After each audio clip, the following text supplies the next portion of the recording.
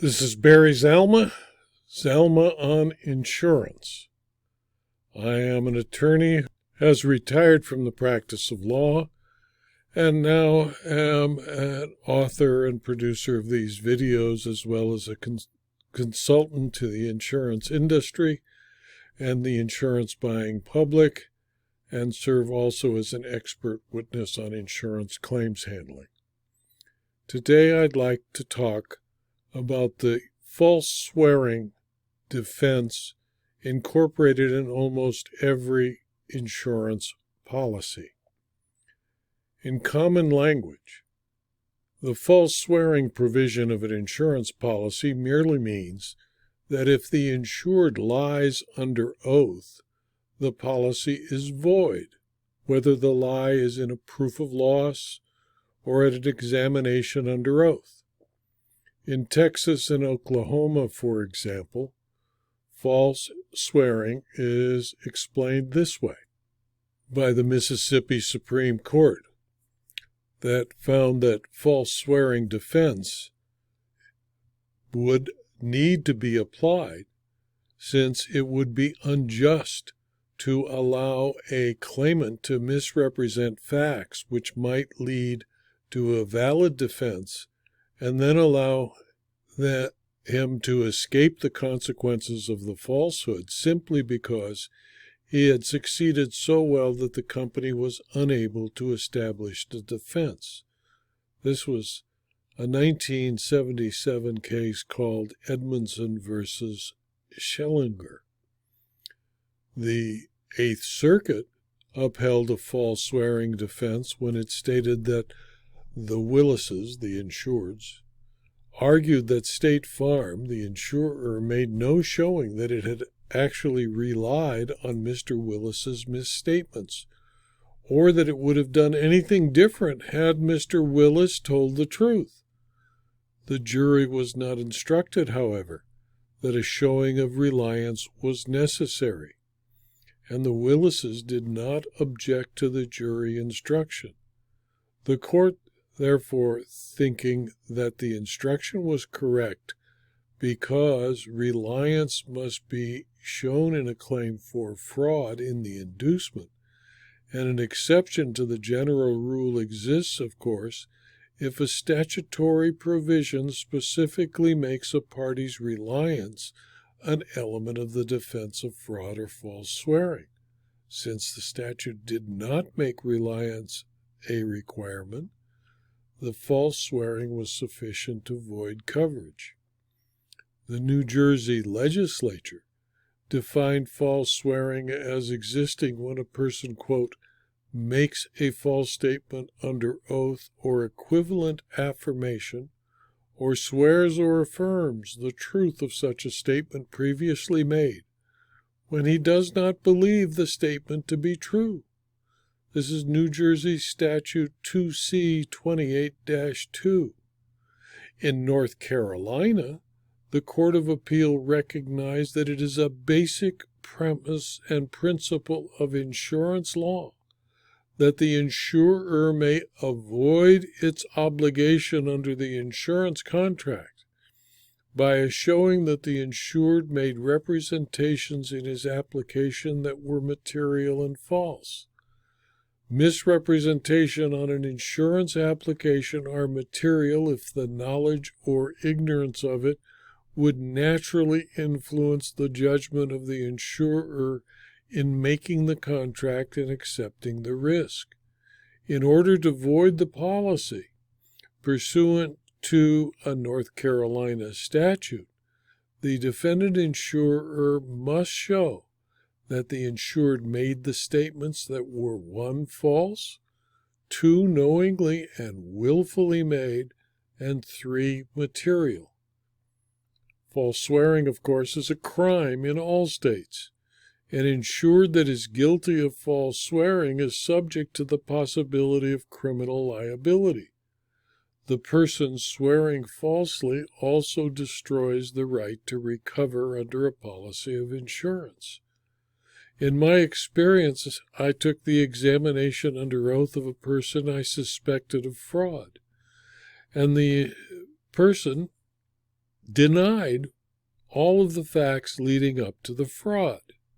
However, when the transcript was returned, all of the denials were changed to affirmations that, in fact, the person had committed fraud.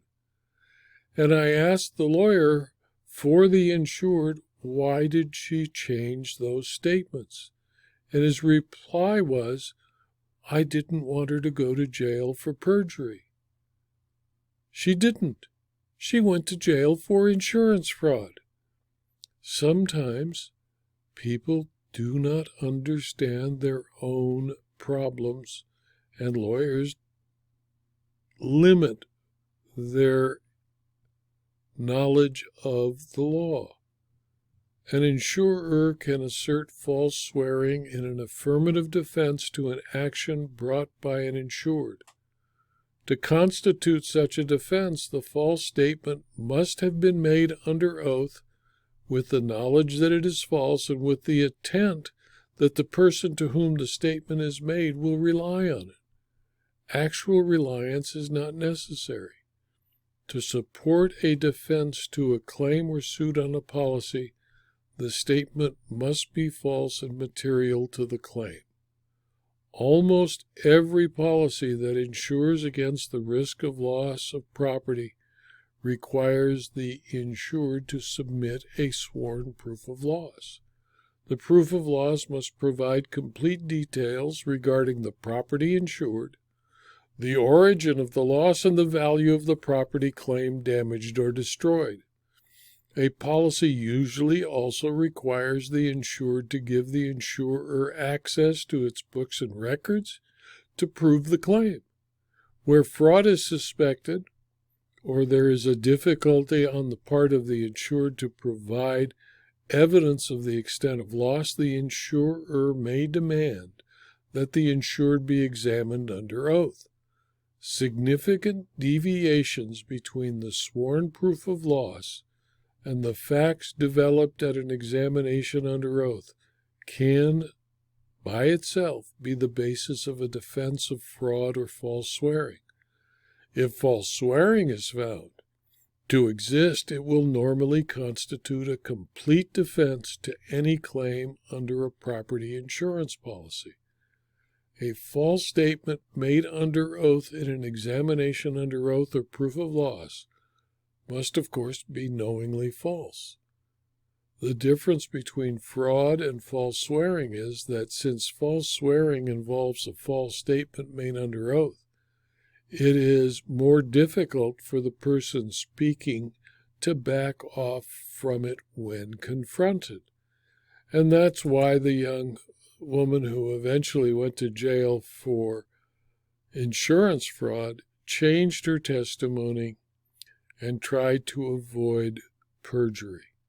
The value of the false swearing defense in fraud investigations is that it can provide an alternative basis for denying a claim.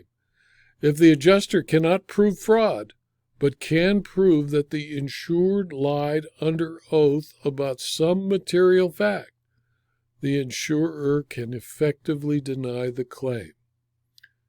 This is well illustrated by the case of Parasco versus Pacific Indemnity, a District of Pennsylvania case from 1996, where the insurer suspected arson and denied the insured's fire loss claim, although the insurer could not prove arson by the insureds. There was a legitimate question as to whether the fire was incendiary in nature. The insurer also had clear proof of misrepresentations made by the insureds under oath regarding, among other things, their active intent to sell the property at the time of the fire. The court held that the materiality of false statements is to be determined at the time of the investigation, not at the time the policy came into effect or even at the time of the loss. The court further held that the insurer's investigation into the insured's possible motive to commit arson was entirely reasonable and prudent, and inquiries into the insured's financial condition were therefore material to the issue of motive.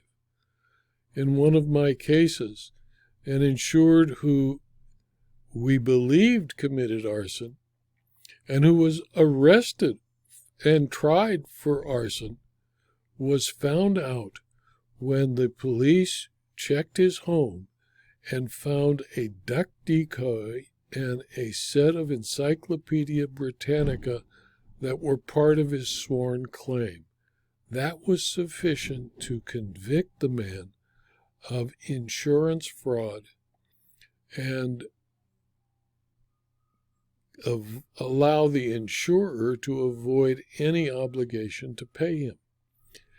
Evidence that the insureds intended to mislead Pacific Indemnity was found because the court concluded there was an overvaluation of the loss, the proof of loss items never existed, and the insured undervalued the salvage property and made false statements concerning ownership, encumbrances relating to the property, and the origin of the fire. False swearing can be proved by direct evidence, although usually direct evidence is not available. Most often, proof of false swearing comes from the admission of circumstantial evidence on the issue of false swearing. The absence of a criminal conviction for arson, fraud, or false swearing does not deprive the insurer of the false swearing defense. The burdens of proof are different. The crime requires proof beyond a reasonable doubt, while the defense only requires proof by a preponderance, that is 50% plus 1. As both the proof of loss and the testimony at examination under oath are sworn to by the insured, any material falsehood is sufficient to establish the defense of false swearing. The same is true of any difference between the facts testified to during the examination under oath or stated in a proof of loss and the facts developed from an audit of the insured's books and records. In one of our cases, an insured's public adjuster had put forth an extensive list of personal property that came more from imagination than reality. And when the insured was questioned about her Lalique perfume bottle, she testified she had never purchased Lalique perfume. Well, of course, Lalique doesn't make perfume. Lalique makes perfume bottles, among other things, out of very fancy and very expensive glass. The insured took back her claim, fired her public adjuster, and her claim was settled based on reality rather than on the public adjuster's imagination. The U.S. Supreme Court stated the rule with regard to false swearing as follows, quote, "A false answer as to any matter of fact material to the inquiry, knowingly and willfully made, with an intent to deceive the insurer would be fraudulent. If it accomplished its result, it would be a fraud effected. If it failed, it would be a fraud attempted. No one can be permitted to say in respect to his own statements upon a material matter that he did not expect to be believed. Their materiality in the eye of the law consists in their tendency to influence the conduct of the party who has an interest in them and to whom they are addressed." This is Claflin versus Commonwealth Insurance Company, an 1884 decision of the U.S. Supreme Court, which still stands as the key ruling with regard to false swearing, among other things.